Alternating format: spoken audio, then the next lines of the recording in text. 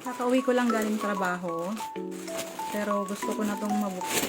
May nakita kasi ako na affiliate siya. Tapos, niya to. Parang nag-reaction video siya dun sa comment ko. Sabi ko, Mima, ang ganda ng buhok mo. Kasi ako, puro yan split ends. Kasi dati, kada 3 months nagkukulay ako ng buhok. Kaya, puro yan split ends. Nakita nyo sa mga videos ko, diba? Ang dry ng buhok ko. Subukan natin kung mag-i-improve yung buhok ko dito sa in-order ko. Yung OMG hair ano ba yun? Ayan sealed pa siya. OMG Brazilian Keratin Hair Mask. Ay, sobrang mura lang nito. Tapos tingnan nyo, ang dami niya ng laman.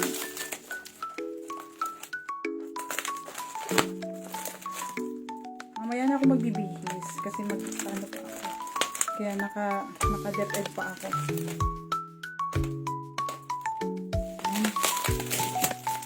Tibay. Tadan. Ang pinili ko yung Moroccan Argan Oil kasi 'di ba maganda siya sa hair and skin. So this time sa hair natin. Syempre sa hair siya gagamitin. Ano ka ba? Ganito siya kalaki.